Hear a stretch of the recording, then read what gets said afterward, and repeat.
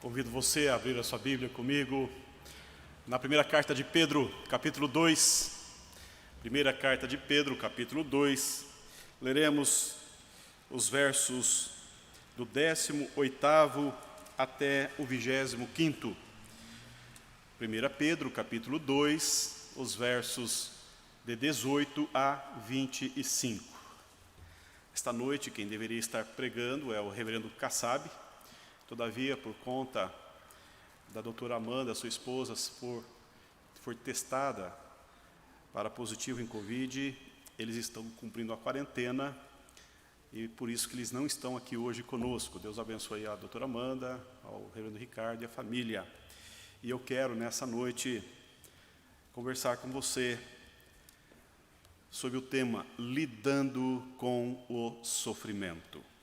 Veja, a palavra de Deus assim nos diz: servos, sede submissos com todo o temor ao vosso Senhor, não somente se for bom e cordato, mas também ao perverso, porque isto é grato, que alguém suporte tristezas, sofrendo injustamente, por motivo de sua consciência para com Deus.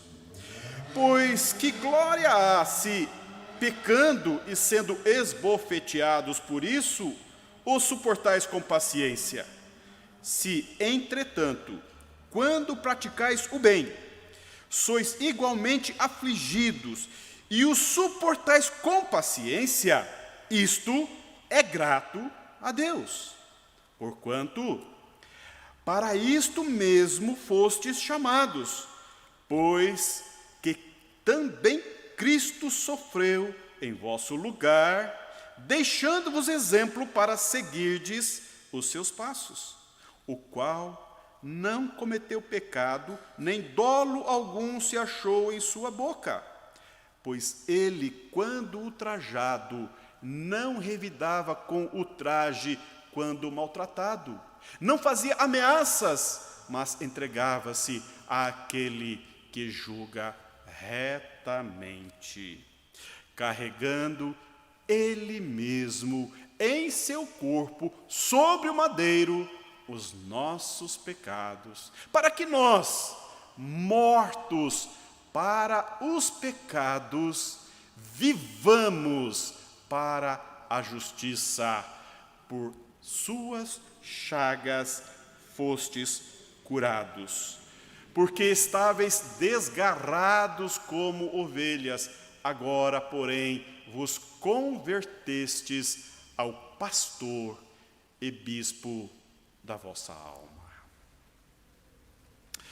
Querido Deus e bondoso Pai, que tempo aprazível o Senhor nos dá nesta noite, em que estamos em culto solene, com parte do teu rebanho, em torno da tua palavra, quando a mesa do Senhor nos está proposta nesta noite, ó Senhor, damos-te graças e rogamos-te humildemente, ó Espírito de Deus, quebre o nosso coração.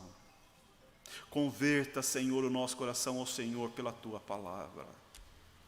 Dá-nos, ó Deus, a santa ousadia de viver pela Tua palavra.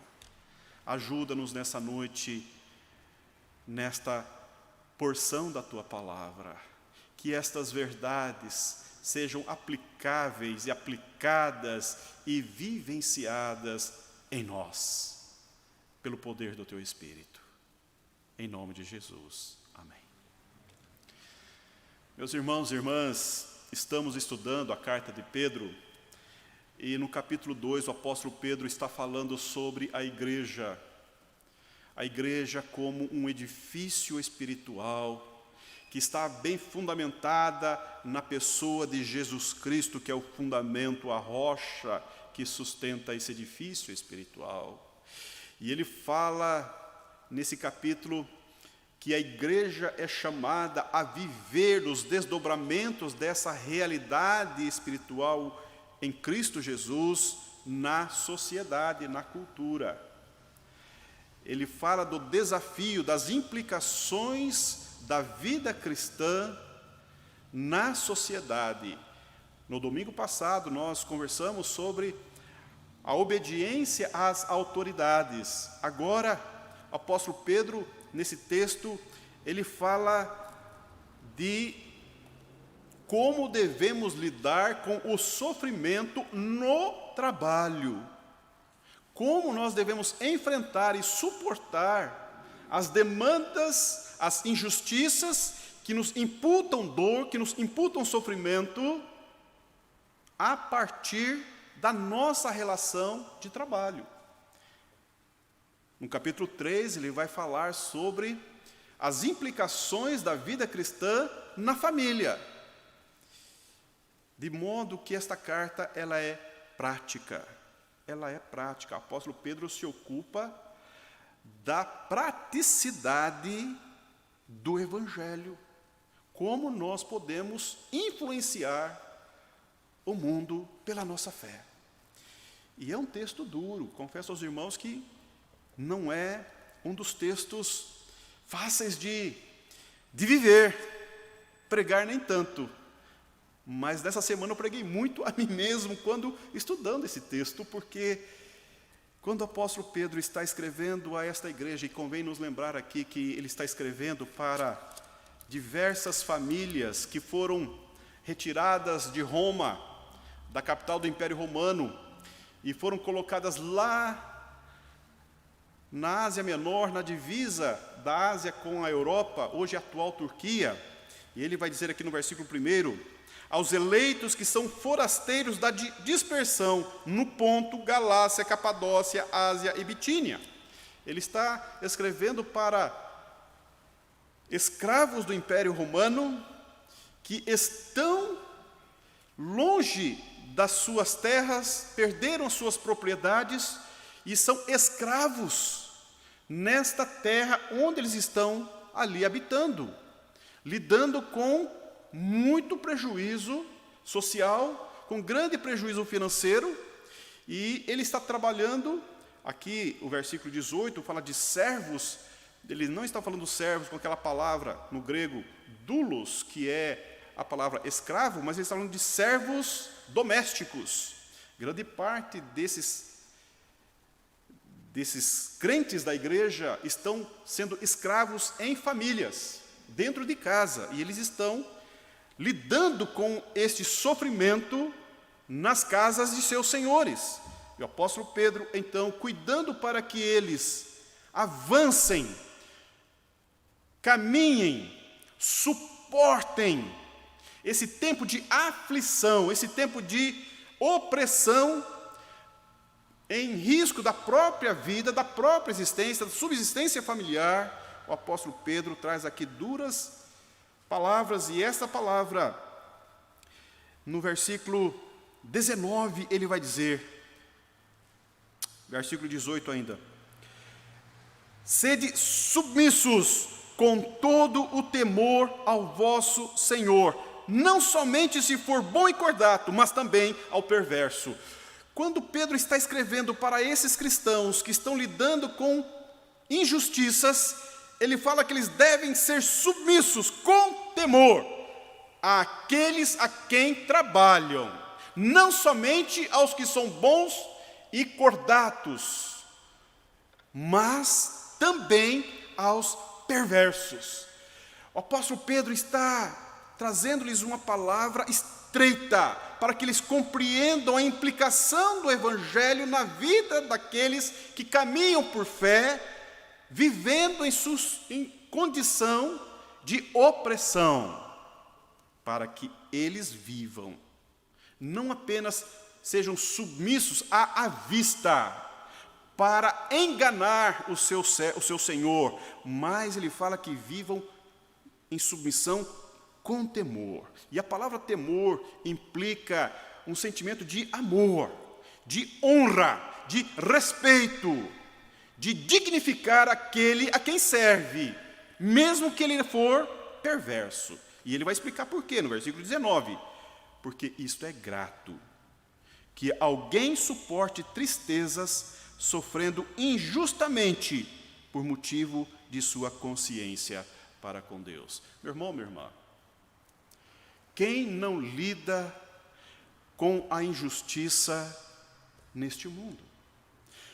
Quem não passa por tempos em lidar, quer no ambiente familiar, quer no ambiente social, ou especialmente no ambiente de trabalho, onde há uma disputa para que se haja promoção e crescimento, um ambiente tão hostil para a prática cristã, tão desafiador nos relacionamentos de trabalho.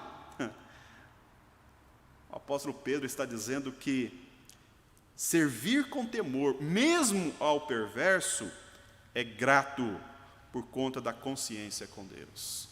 Pedro está dizendo a estes que nós servimos aos nossos patrões, nós honramos aqueles que estão sob nossa liderança, que nos imputam e nos encaminham para as tarefas que devemos executar, por conta da consciência cristã. E a consciência cristã, ela é aquela buzina, aquele sensor, aquele termômetro que sinaliza a você e a mim o risco de cometer agravo, afronta contra o Deus da palavra e contra a palavra de Deus. A consciência cristã é a ambiência onde o Espírito de Deus atua na vida do cristão, na sua vida interior, denunciando o seu mal, apontando para os prejuízos, os riscos de prejuízo, de afrontar os princípios da palavra de Deus e o caráter do próprio Deus.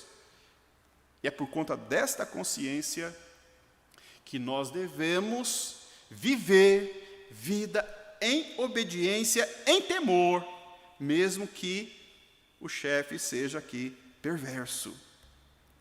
Porque aí ele vai concluir esse pensamento. Veja o versículo 20. Pois que glória há, se pecando e sendo esbofeteados por isso, o suportais com paciência. Se, entretanto, quando praticais o bem, sois igualmente afligidos e o suportais com paciência, isto é grato a Deus. Meu irmão, minha irmã, obviamente que o apóstolo Pedro não está dizendo que não há recompensa da parte de Deus quando nós somos disciplinados, quando nós erramos. Claro, quando nós suportamos a disciplina com paciência, obviamente que Deus se agrada também. Mas ele está fazendo uma comparação acerca daquilo que é muito mais eficiente, muito mais eficaz e muito mais que enaltece o poder e a graça de Deus, a glória de Deus na nossa vida, quando nós suportamos o sofrimento com paciência injustamente. Quando a injustiça que nos é praticada contra nós, e esta injustiça nós a absorvemos, nós lidamos com ela de modo paciencioso, acomodamos silentemente, em que nós nos calemos diante das afrontas, diante da agressividade, isto é de muito maior honra do que quando nós suportamos a disciplina por conta dos nossos erros.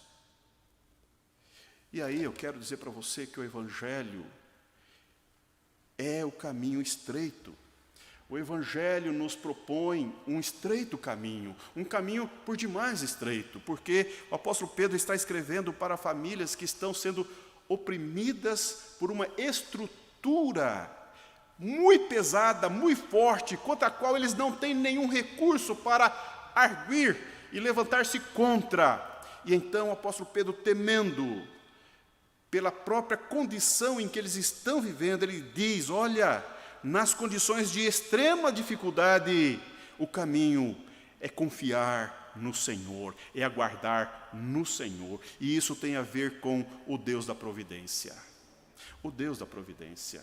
E ele vai continuar, veja o versículo 21. Porquanto, por isso mesmo fosse chamados, pois que também Cristo sofreu em vosso lugar, deixando-vos exemplo para seguirdes os seus passos. E agora, do versículo 23 até o 25, ele vai falar da obra de Cristo. E quando o apóstolo Pedro vai falar sobre como lidar com a injustiça, com o sofrimento, na ambiência de trabalho, nessa condição estreita, apertada, ele está falando de valores singulares do Evangelho de Jesus Cristo. E eu quero dizer para você nessa noite, quando nós vamos participar da mesa do Senhor, nós somos chamados a viver o Evangelho da pessoa de Jesus Cristo. Nós somos chamados a imitar o nosso Salvador.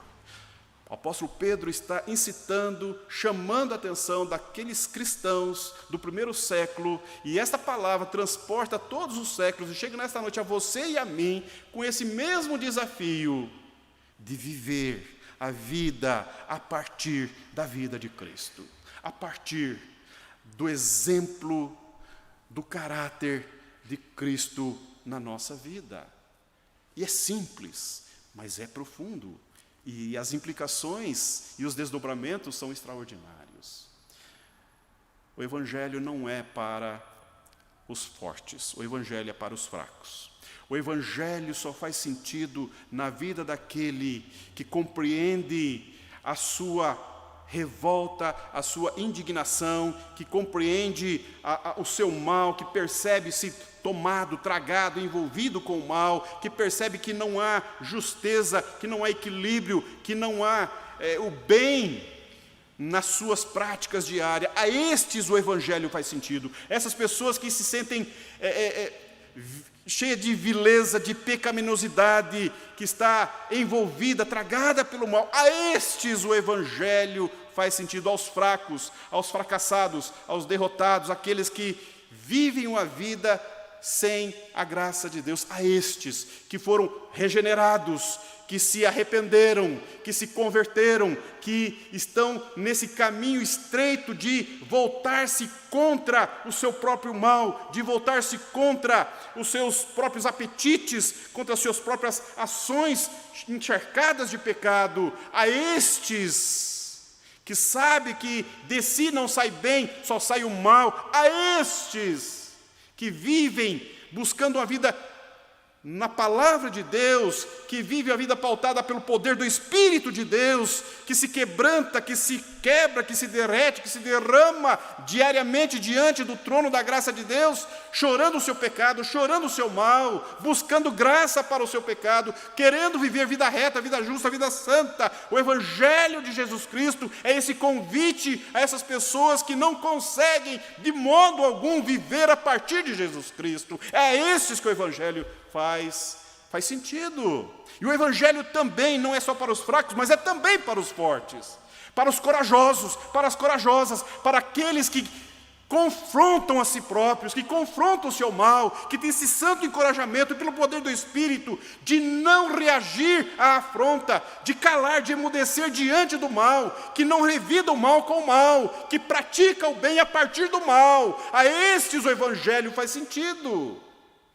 Vivemos hoje no meio de uma igreja brasileira encharcada de religião, encharcada de conhecimento, mas quando se espreme, quando ela é espremida, apertada, revela a sua fragilidade, a sua inconsistência no Evangelho de Jesus Cristo. E o apóstolo Pedro está dizendo exatamente nesse tempo em que nós somos confrontados, em que nós somos injustiçados, em que nós somos maltratados, nesse tempo devemos olhar para Jesus Cristo.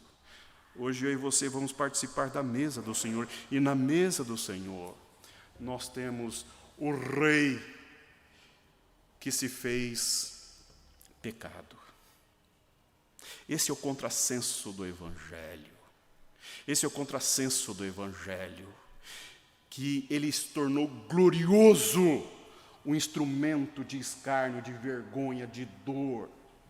Ele pegou esse instrumento romano que era para os assassinos, os ladrões, os pior tipo de gente na cruz. Deus resgatou a tua história, a tua vida, a minha, a nossa vida. tendo o nosso Cristo sofrido como malfeitor. E diz o apóstolo Pedro no versículo 23, pois ele, quando ultrajado, não revidava com ultraje, quando maltratado, não fazia ameaças, mas entregava-se àquele que julga retamente. Veja o exemplo do apóstolo Pedro a esses cristãos e veja essa orientação da palavra de Deus nessa noite ao seu coração, à sua mente, à sua alma, para que você perceba as implicações que é você dizer-se cristão, dizer-se cristã, é você olhar para Jesus Cristo, que foi como ovelha muda ao matadouro e não abriu a sua boca, e foi maltratado, e foi ultrajado, e foi agredido, e foi violentado, mas ele não revidava, ele não fazia ameaças, mas a atitude é de alguém que se entrega, diz o apóstolo Pedro, àquele que julga retamente. Eu quero dizer para você, meu irmão, que às vezes o processo de Deus tratar o nosso caráter é colocar-nos nesses limites da nossa resistência, nesses limites que confrontam a nosso senso de justiça, o nosso orgulho, a nossa vaidade, o modo pelo qual a graça de Deus, o Espírito Santo nos trata, nos fortalece, nutre-nos a fé, dá sentido para a nossa vida, nos faz mais corajosos, mais audaciosos na proclamação do Evangelho pela vida, é muitas vezes nos colocar nos limites da nossa condição, no ambiente de trabalho, dentro de casa, nas relações sociais, para que nós de fato ali brilhemos com a luz de Cristo no meio de uma geração perversa. É isso que o apóstolo Pedro está dizendo. Nós devemos confiar, nós devemos aguardar pacientemente, longanimamente, pela ação do Deus que julga retamente. E essa é a coisa extraordinária. As nossas vidas não estão nas mãos dos patrões, não estão nas mãos daqueles que ordenam as coisas. A nossa vida está nas mãos do Deus que julga retamente as nossas demandas. Portanto, quando sofrer injustiça, lembra do apóstolo Pedro, lembra desta carta, volta a esse texto e mantenha o seu coração, a sua mente, o seu pensamento firme no Deus da palavra, que é justo e que julga retamente, é o Deus da providência, até que Ele mova as circunstâncias na tua história e na tua vida. E o versículo 24, ele vai dizer, carregando Ele mesmo em seu corpo sobre o madeiro os nossos pecados, para que nós, mortos para os pecados, vivamos para a justiça. Por suas chagas fomos sarados. Paulo está dizendo o porquê que ele foi como ovelha muda ao matadouro. Ele está aqui usando o capítulo 53 do profeta Isaías. Ele está trazendo as entrelinhas e algumas frases do capítulo 53 do profeta Isaías, que fala do servo sofredor. E ele está dizendo que Jesus, carregando Ele mesmo em seu corpo sobre o madeiro, os nossos pecados, para que? Aquilo que você e eu já sabemos de cor e salteado, para que nós morramos para a nossa natureza humana, para que nós morramos para nós mesmos, para que nós deixemos, abandonemos a velha vida, para que vivamos em novidade de vida. O próprio Jesus disse, olha, se você quer vir após mim, negue-se a si mesmo, tome a sua cruz e siga-me. Há um processo que nós devemos todo santo dia dizer. E aí eu quero dizer para você uma coisa que me chama a atenção nesse texto do apóstolo Pedro. Ele não está chamando a igreja a fazer vigília de oração. Ele não está chamando a igreja a estudar mais a palavra de Deus. Ele não está falando para a igreja exercer o jejum, a oração, o estudo da palavra. Ele não está chamando a igreja para essas práticas espirituais, mas ele está dizendo da finalidade dessas práticas espirituais. É quando nós compreendemos que nós temos um estilo novo de vida, um jeito novo de viver, e esse jeito novo de viver está na palavra de Deus, está pautada na nos valores e princípios da palavra de Deus, no Deus que se revela pela palavra. É quando nós nos voltamos com o nosso coração, com a nossa mente, com a nossa alma, com tudo que é nosso diante de Deus, e nós somos tratados, burilados, movidos pelo Espírito de Deus, pela palavra de Deus. Algo novo move o nosso íntimo.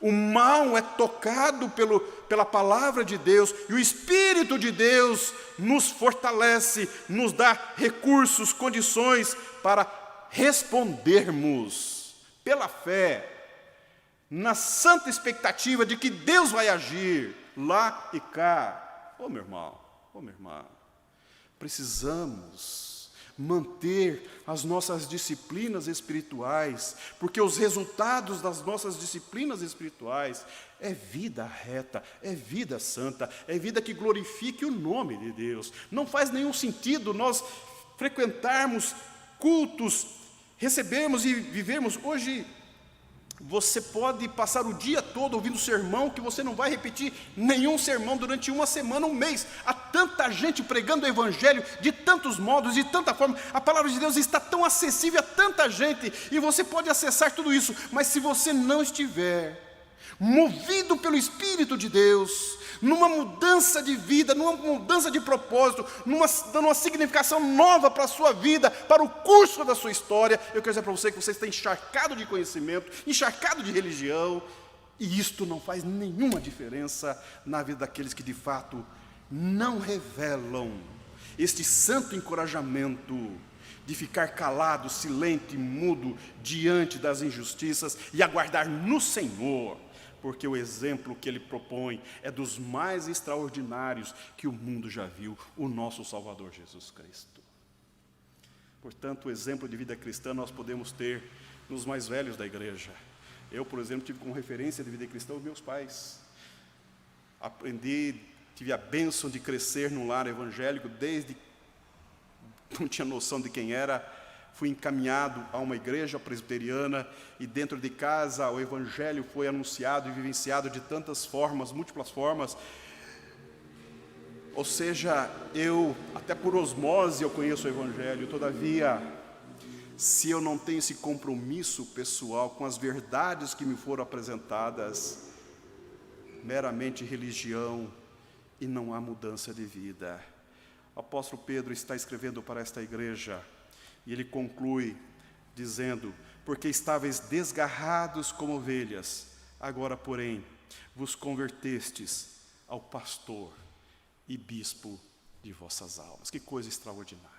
Quando ele conclui esse capítulo, ele está dizendo: a vida de vocês, a alma de vocês, não está nas mãos dos inimigos, não está na mão da cultura, não está nas mãos do mundo, não está em vossas próprias mãos. A vida de vocês, o futuro de vocês, o futuro da alma de vocês está nas mãos do pastor, pastor com P maiúsculo, e bispo. Pastor é aquele que cuida, é o que encaminha, e bispo, a ideia é daquele que supervisiona, ou seja, aquele que está atento, acompanhando. E essa coisa extraordinária do Evangelho: nós estamos no mundo, mas não somos do mundo. O nosso Salvador vela pelas nossas almas. Vivamos, portanto, vida simples, mas vida santa. Vida tranquila, mas vida justa. Vivamos o cristianismo no real sentido do que é ser cristão, pequenos cristos. Que Deus o abençoe, que Deus nos abençoe, que Deus abençoe o povo de Deus. Amém. Quero convidar você a preparar-se enquanto nós ouvimos uma canção no piano para a mesa do Senhor.